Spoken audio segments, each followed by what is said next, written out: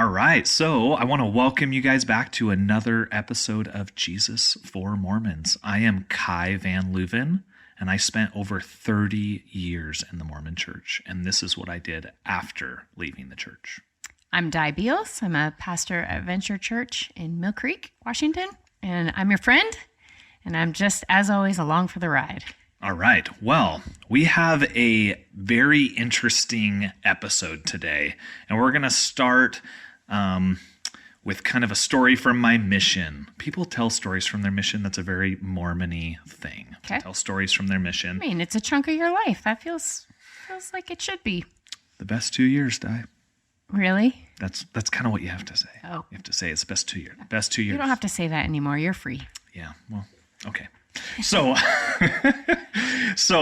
when I was a missionary, I was a missionary in St. Louis, Missouri St. Louis Mission, MSLM, as it was called. I remember driving down the street, and I had my trainer, remember? Right. That's the driver's ed instructor. Yeah, my father, if you will. Oh, right. So I remember having him there, and we're driving down the street, and I don't know if it was him or someone else, but somebody points to a Christian church, okay, and they say, "Look up at that at the top of that church. What's at the top of that church?" I said, "I don't know. I mean, it's a steeple." He said, "No, look at the top." And what's up there? I said, "I don't know, a cross." And he's like, "Yeah, the cross, or as we call it, a revelation blocker." Whoa. Yeah. So the name of this episode is Revelation Blockers. Yeah. I might need a moment. Isn't it the whole point? Oh, all right. Yeah. I mean, it's a thing. And I mean, that's not Mormon doctrine, right? Like, that's not written, in our quad. That, hey, every Christian church, it's kind of, I mean, I would say you could even point to the ignorance of 19 to 21-year-old kids, too. But I think it does also point to the mindset of people, missionaries who are in the church, that if you do not have this, then the heavens don't speak to you. Right? If you don't have the Mormon church, the Church of Jesus Christ of Latter-day Saints, that's the only way that the heavens can speak to you, which is a really interesting way to think about it. And so we're, just like in our last episode, we're talking about how missionaries are kind of wired and how they view the world through this lens of missionary work. Well, this is kind of one of those other very interesting and cringy examples that I look back from my mission. Okay, so this idea that the Mormon Church has an exclusive right to God that no other church has. Okay. That's really where this is at. And so we're going to pick up that thought with this really cringy steak fireside message from Brad Wilcox. So Brad Wilcox gave this, it just shows 2 years ago. I don't know the exact date, but he gave it in, people are still wearing masks. So, that might date it around 2021, early 2022, somewhere in there. Okay. He's giving this talk. So a steak fireside, Di. I was going to ask what that was, because I immediately thought steak, like the food. The food. And then realized I was wrong. So it would be a steak, like, oh, wow. I was not prepared for this, but I believe it's in Isaiah. He said the stakes of Zion, like tent stakes. Okay. Like go into the ground. That's actually where it comes from. Okay. I believe it's Isaiah. If you know the exact reference, feel free to drop it in the comments. But so he's saying the stakes, which would be, so in this context, it would be like 3 or 4 wards, 3 or 4 congregations. Okay. Maybe more. Maybe it would be 3 to 6 congregations might make up a stake. Okay. So like a region. No, there's regions too. Oh. area, but they would call that an area. Okay. So an area would be like Western Washington, like the Puget Sound area might be in there. So he's speaking at, let's just say, 6 different congregations come together, and there's probably 50, 60, 70 kids in there. And these would be high school. Oh, okay. So these would not be adults. Okay. These would be, I don't know. Actually, I don't know if they would be adults or kids. It could be both. But I would assume that the way that he's talking down to people, I would assume it's kids. So, and this was a really controversial video. For those of you in the ex-Mormon scene, this was a very controversial video with black people receiving the priesthood. And he actually had to give a formal apology because of what he said in this video. I don't know if we can leave this to rest. But so I just want people who are in the ex-Mormon space to know that this is the same video of what he used, which is a whole other can of worms that we don't have time for today, but we'll get into later. So he has this this fireside. Now, I want to talk about this guy's position. This is not a low-lying member of the church like I am, or like I was, I should say. It's wired into me. Like I was. He is the first counselor in the young men's presidency. So that would be like the youth, like the youth pastor of a church, like of the Mormon church. That's kind of what he is. So he's the first counselor. So he's like the first, kind of like the assistant manager of that. Okay. All right. So he's a pretty high-ranking person in this church that has 17 million people. In the youth section that deals with men, he's the first counselor in there. Okay. Okay. So hopefully that gives some context to who he is. He is not just some Joe Schmo like I am, or even like somebody down the street. He is way higher in position than like a bishop or a stake president, he's very, very known throughout the church. Okay.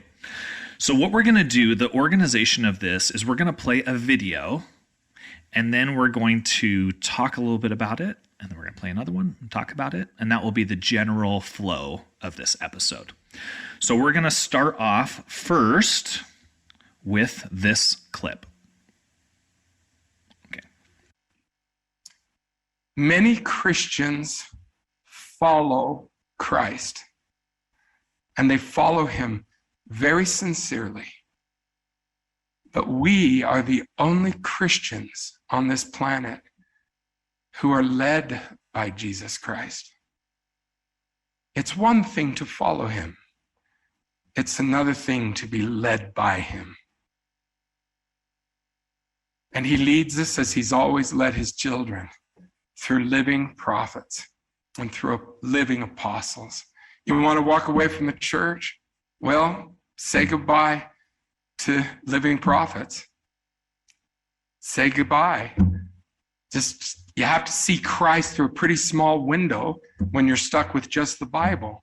So say goodbye to the larger window that we have because of living prophets. Say goodbye to President Nelson. I want him to live to be 120. I don't want to say goodbye to him.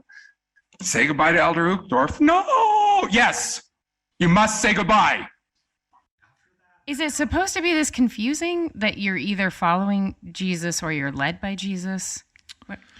I think... Am I focusing on the wrong pieces of this?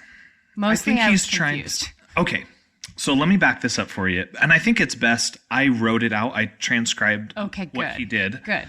And so I will give the exact quote. Great. It says, many Christians follow Christ. Sincerely. Very sincerely. Yep. We are the only Christians who are led by Jesus. That's exact language. We are the only Christians who are led by Jesus.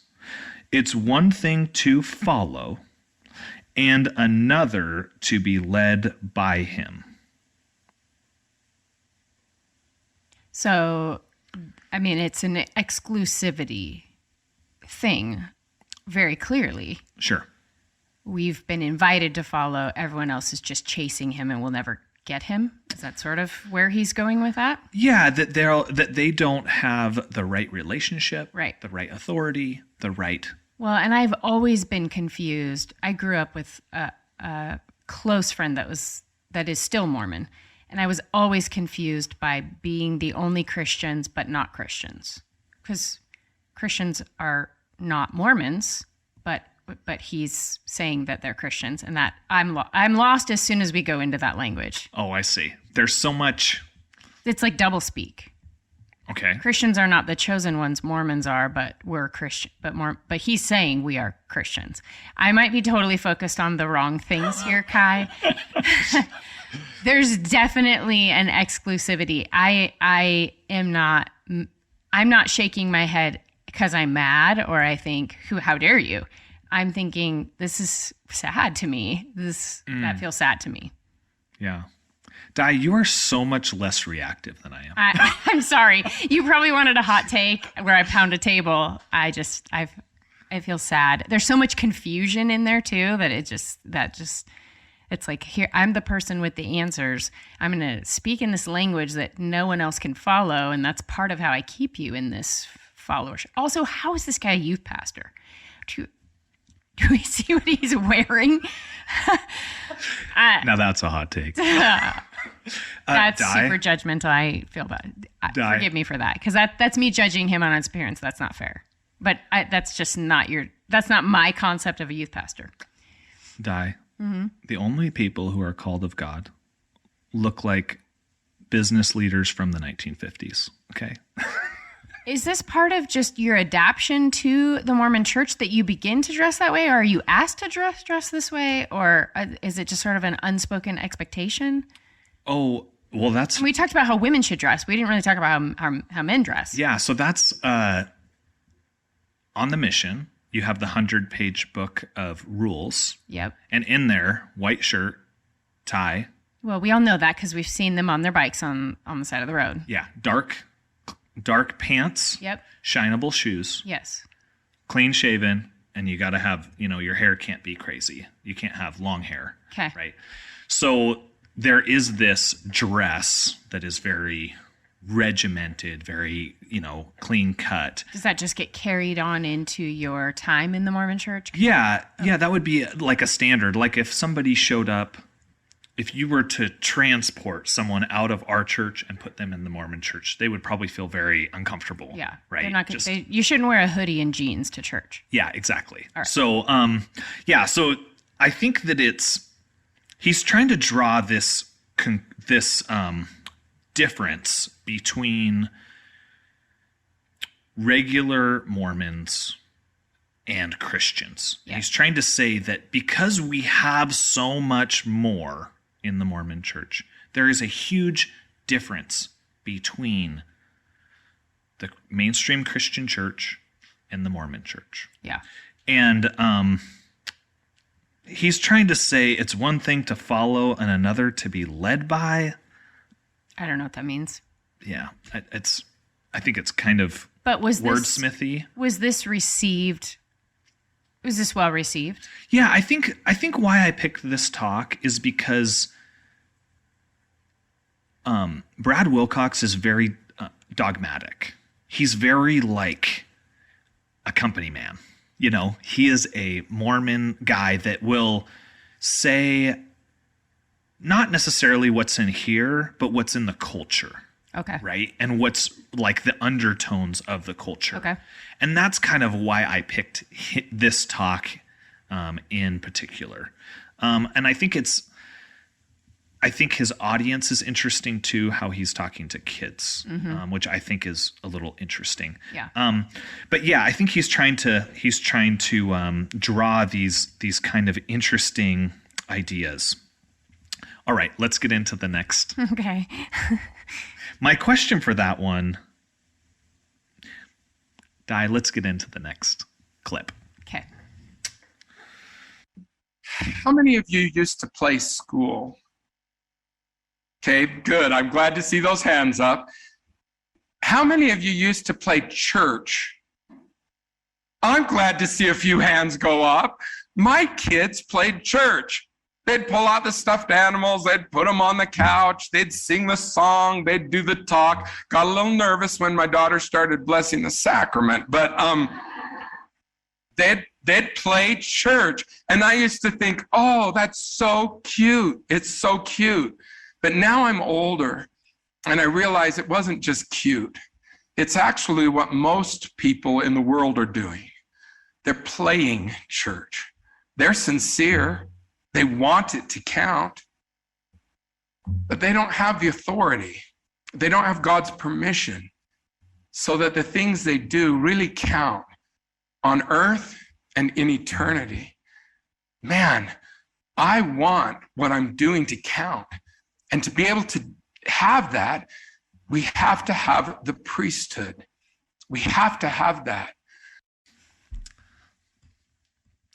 All right, Di. As a female pastor, what is your reaction to that video?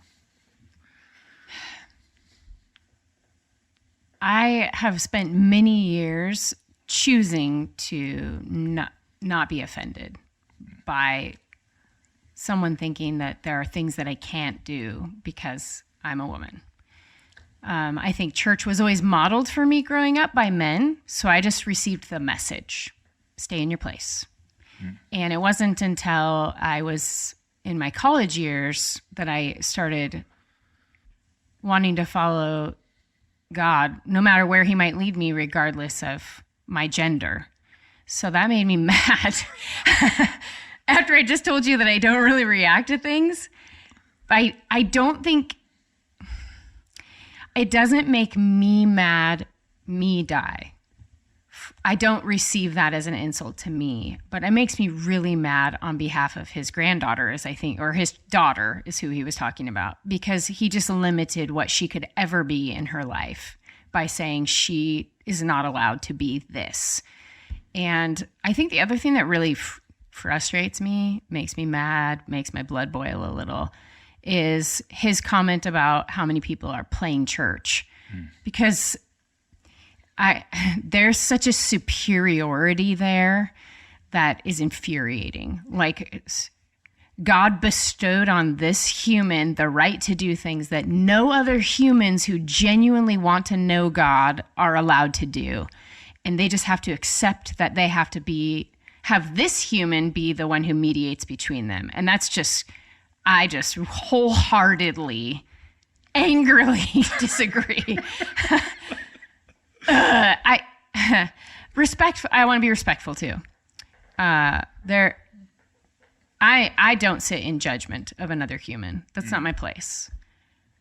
But I don't want anyone listening ever to hear his message and think he gets to judge them either.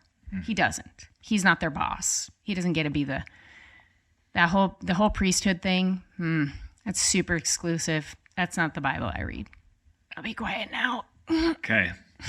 Yeah, as I'm watching your reaction as you watch it, I'm like, it's crazy. I think the idea, I mean, I'm not a woman, so I don't really experience, I want to empathize, but it's so hard because I've always, as a 12-year-old boy, I received the priesthood, right? Like, I've always felt that there's this calling on me to be whatever the church told me to be. But I do think that this idea of exclusive church, everyone else is just playing, I think is so like elitist. Yeah.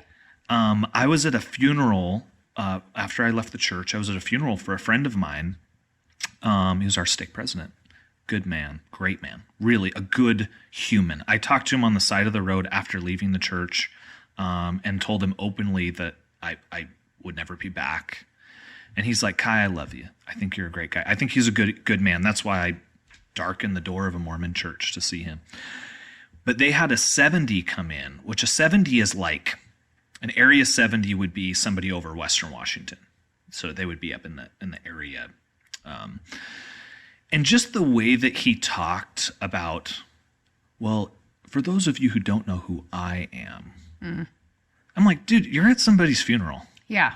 Like, you're at the funeral of like a good man that you probably didn't know. Right. And you're using this to talk about you. Make it about you. Mm-hmm. And it's like, I don't know. It just kind of rubbed me the wrong way. And I think that's a thing. Like, we have all of this. We have all the power and all the authority. And then when you really look at what they claimed and if it stands up, then it's like, well, I mean, but in some, you got to know the context. And it's like, well, if you're claiming that, then you should be, I mean, that should be the hill that you die on. And that's the hill that they died on with me. So I don't know. That's kind of a little bit of a bunny trail. But I do feel that saying that everyone is playing church, everyone. I did some stats. Oh, shoot. I believe the Christian church is 240 million people are Christian, identify as Christian throughout the world. The Mormon church is 17 million people. Off the top of my head, please check my numbers and tell me I'm wrong in the comments. Off the top of my head, that is 0.7% that are Mormon. Right. So 99.3% of Christians, according to Brad Wilcox, who has a very high authority in the church, right, are playing church. Yeah. Okay. And that's not even counting men and women around the globe or children who are crying out to God for help or for relief or for hope or for him to answer, that in all sincerity don't have the authority and don't sit in a certain office and aren't in the right church and the right religious system. It's just, it's bleak, it's demeaning, it's gross, it's wrong. It's just wrong. Yeah. I have really done a good job of being agreeable for 10 episodes, and today it's all undone. It's all the new name of this episode, Die is Undone. I want to see Die unhinged. No, okay. So, but I think he represents the very dogmatic view, the very closed, this is what I believe, this is what everyone should believe type view. Okay. So let's roll the next video. Oh, I didn't know there's another one. I hope you realize that if you walk away from this religion, you lose everything. You lose everything. Everything that truly matters most. So stay put. Stay strong. Look for every possible reason there is to stay and there is to share the truths we have that cannot be found elsewhere. All right, Di, we are back. Is this the last clip I have to? This is not the last clip. And this was not the clip that made my phone fly across the room. Oh. So anyways, what are your thoughts on this? Say goodbye to these men. Say goodbye to, if you walk away from this religion, you walk away from everything. Lose everything. Mm-hmm. Everything, Di. I don't understand where the institute of a religion got to be put at the same level as God. That's my probably prevailing thought. I think I don't know what to say. Did nobody object to this? Or is this a common agreed upon belief system? And also, why is there a prevailing fear that everyone's leaving, that he has to keep on saying, don't walk away, stay put in this religion? Is that because people are walking away in hordes? Well, I believe if you are under 40 years old, you're walking away, you have thought about walking away. I mean, maybe I'm wrong. I know that I field a lot of calls from people that I served missions with. It used to be that if you served a mission, you got married in the temple, you had kids, you're were in going to for life. stay You're in for life. for the rest Right. of your life. That was my intention. And now they're starting to see this shift. People like me born in 1940, we're not leaving the church, right? I'm a product of being born in a different era, Yeah. right? I was born in 88. Everyone in the 80s is leaving. Wow. Everyone in the 90s is leaving. And so that's where you get this rhetoric. Do you think that he means it to be super fear-mongerish? Because his tone isn't fear-monger. It's not threatening, but it is threatening.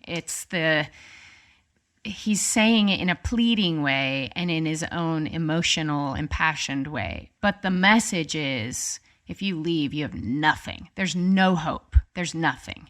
You don't have enlightenment. You don't have a future. You don't have, because this institute is bigger than God. So you can't walk away and still keep God. You walk away and you lose everything. Yeah.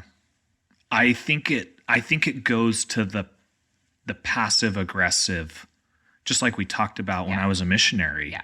I mean, it is undermining. Yeah, it is passive aggressive. It is. It's very like, well, you want to leave everything? You want to leave this life that you know? You want your parents to be disappointed in you? Right. Right? Like, it's like, anyways, I won't kind of go down that road of like what the implications are, but it's very hurtful to people. Yeah. And these are kids. Yeah.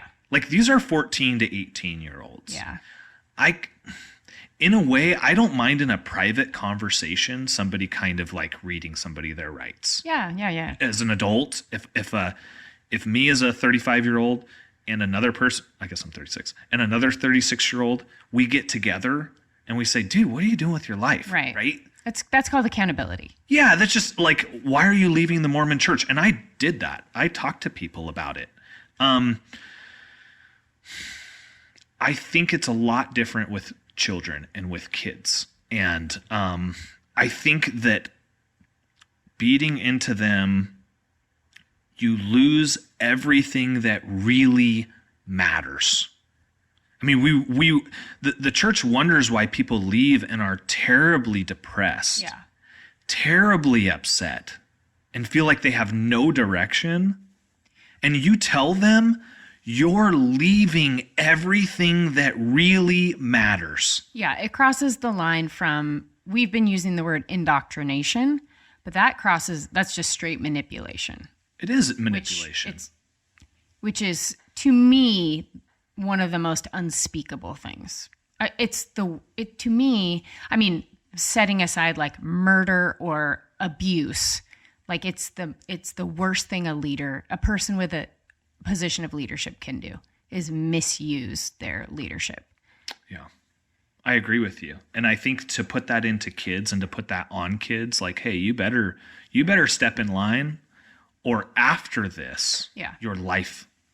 Well, let's get into the next clip. You want to walk away from the church? Walk away from anything that lets anything in your life count or matter beyond this life. You're walking away from priesthood. And I don't want to live in that land where purpose becomes empty and where anything good has an end. Okay, so Di, we are back. We watched this other video that says when you walk away from the church, he's saying you walk away from anything that makes anything in your life count or matter beyond this life. I'll tell you, me personally, I was listening to this. I remember I was in bed. I listened to this because it was controversial in a different way. And I remember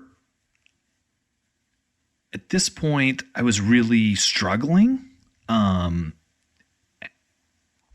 I remember how angry it made me to say that you're walking away from anything that will count in this life. Right. Once you leave, your life goes to equaling zero. Right.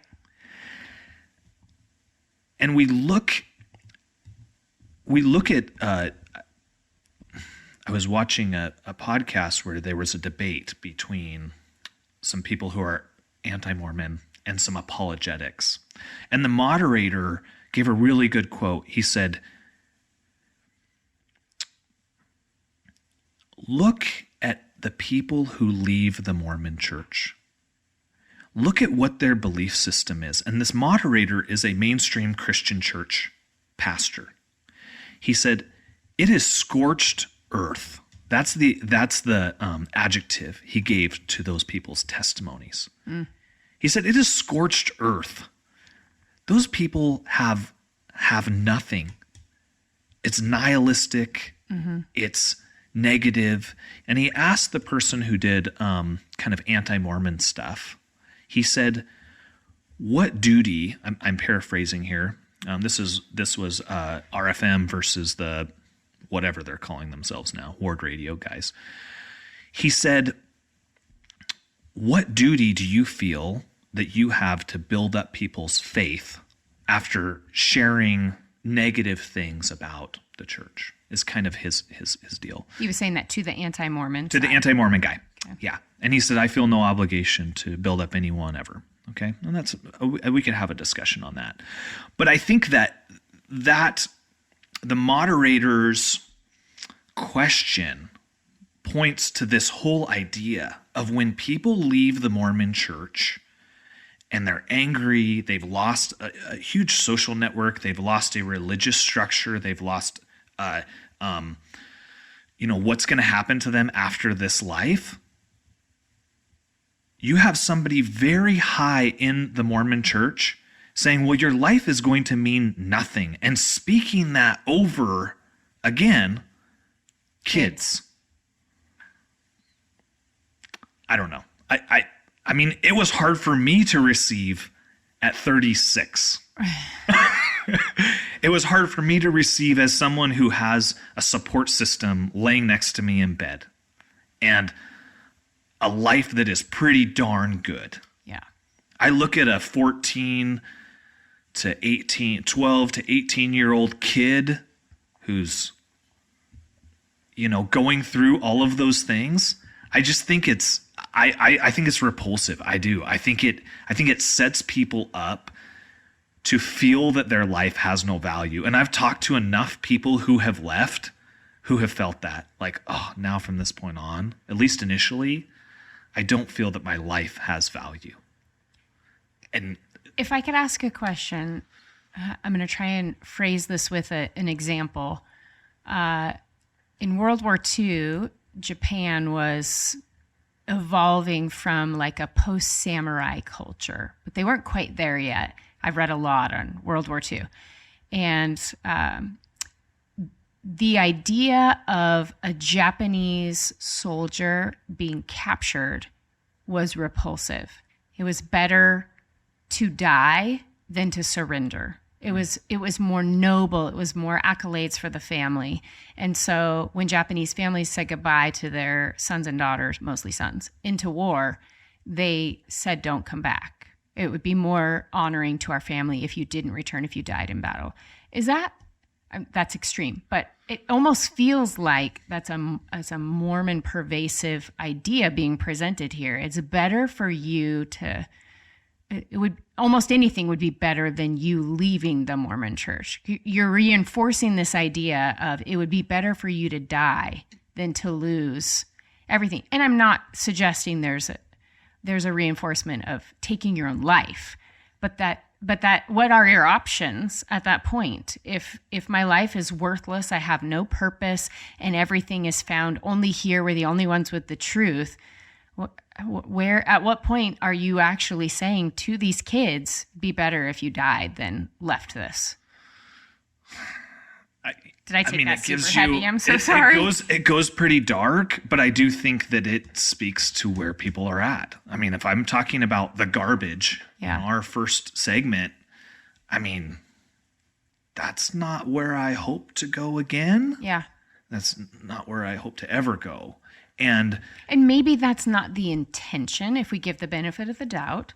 sure. But what message is being received? And the message, what's the message received by these kids? Maybe the intention is don't leave. But what's the but ... Yeah, I would give the benefit of the doubt if the language was not, if you walk away from this religion, you lose everything. Everything that really matters most. If you walk away from anything that makes anything in your life count or matter beyond this life. Like, that's pretty strong language.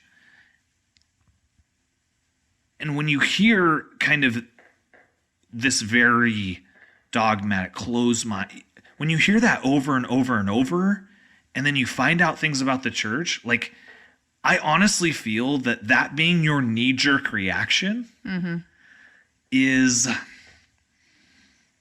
really what the church has built you, how they've built you to react, is that it is all or nothing. Yeah. It is us, and there is no substitute. There is no anything. Nothing else will matter.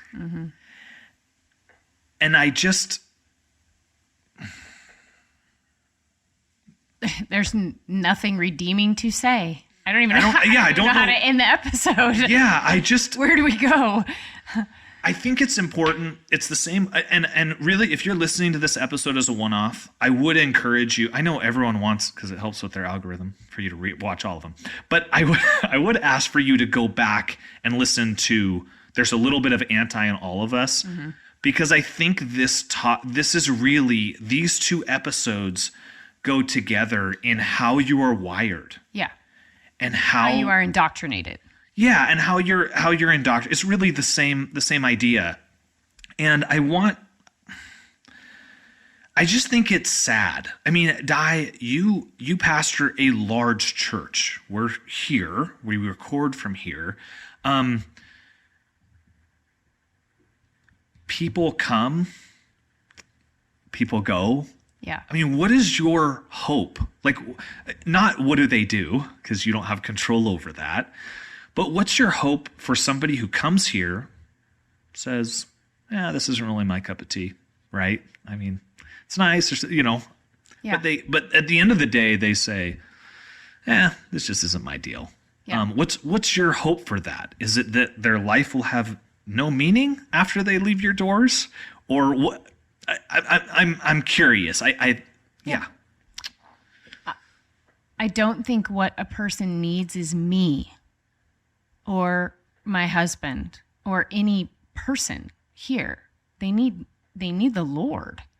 So if I can love them on their way out the door, because if they're headed out the door, they're headed out the door. And it doesn't mean I'm not willing to try and have a conversation or even hold people accountable. But if someone's decided, Brandon and I have a quote we say all the time, a man convinced against his will is of the same opinion still. Like, you can't, if someone's made up their mind, we're not going to talk them out of it. But we can love them so that if they come to a place where they find themselves in really, really difficult circumstances or sad or alone, I want them to go, well, who's someone who's loved me recently that might help me through this? And again, I'm not the solution to their problems, but I can help be the bridge to the solution, which is the Lord. So do I want them to go and suffer? No, absolutely not. But I know sometimes we suffer because of our choices, and I want to be the person who will lovingly accept them, receive them. People are in process. I'm in process. So nobody's perfect. Nobody has to be perfect before they are received by the Lord or by me. My job is to love people. Sometimes that love causes me pain, and it's not okay, but I'll recover. I'll get through it, and I want people to find the Lord. Yeah. I don't want to be a hindrance. Yeah. At the end of the day, I think that. Well, I'll ask you this question. and I think this is kind of a silly question, but I think it's worth asking. If someone leaves your church, let's say you've known this person for 30 years. Yeah. Okay. And let's say they leave. Is that sinful? Are they losing everything? Absolutely not. If they go to, I could name 2 churches. Because they didn't receive everything by knowing me or by being in the church I'm in. That has nothing to do with it. That's a beautiful community. It's part of the bigger Big C church. We're like a little part of the Big C church. So there's lots of other places they can go, and we're all still on the same team. Does that make sense? Sure. Yeah, and I think that's a mentality that is more focused on what your purpose is. It's not focused on, and I'm not trying to say that every Christian church maybe has that perspective. Sure. But I am saying that I honestly believe that if your focus truly is Jesus, then you're fine with people receiving Jesus anywhere. Absolutely. Right? And if your focus is on institution and empire, then you're going to focus on keeping people in the institution and in the empire. I remember somebody had left, and this church, which it's a very large church. Mm-hmm. How many people are here? A few thousand. Thousand people. Okay. I remember somebody had left, and I asked one of the pastors, what do you think? This was just off the cuff. This wasn't recorded. And he said, well, I hope the best for him. I hope that wherever they go. And I remember my reaction to that being kind of the Mormon brain. Like, no, they should be here. Like, I'm obviously here. I believe in what happens here. But I remember thinking like, no, they should be in this church, not going somewhere else. And so I think that's something that's kind of built into you, that when you grow up Mormon, there's only one church. There's only one true church. As we learned, everything else is play. Right. Everything else is play church. Right. And so I want people to really be kind to themselves and like kind in their view of their of how they view church, how they view religion, and that they have been taught a certain way, that it's the Mormon church or nothing. Yeah. And outside of the Mormon church, the beliefs, what happens in those churches, according to the Mormon church, is nothing. Right. Right? And I think it's important to point that out so that people say, yeah, I have been taught that. And you know what? I still kind of believe that, we're at 54 minutes. Oh my gosh. Kai, you've gone way too long. It's okay. Wrap it up. All right. So, Di, I realize we've gone a little bit long on this episode, but I think it's really important. And we've just tackled this one video from Brother Wilcox. And I think it's really important for people to look at it. I mean, I look at it like this is the very dogmatic, singular approach that the church takes towards faith, towards people of other faiths. And I definitely believe that that's something that was hardwired into me and created a ton of barriers into me being open to coming to a church. We're gonna the next few episodes are actually about that, and so I think it's important to kind of bringing your biases with me you. Bringing my biases, maybe and not me, liking people, and maybe me not being so nice. Which if you're watching these, you might be like, I thought Kai was really nice, and then you're like, he's got to go the other way. But just people bringing in whatever baggage they have, into here. And I brought in a lot, and I had a lot of feelings. And I think to tell people, like, that's okay. Yeah, like, it is. like, I mean, we watched a video where it's talking you down. And you're just like, yeah, I'll take it. I'll give them the benefit of the doubt. And I think that's what people can experience in a healthy environment, in a healthy church environment. And so I think the next few episodes are really fun. They don't paint me in the best light, but I think they're fun. And I think that they show a perspective. And I hope this sets the stage for the view that I had towards this church, towards Christianity outside of the Mormon church. Good. And so, yeah, until next time. Okay. Till next time.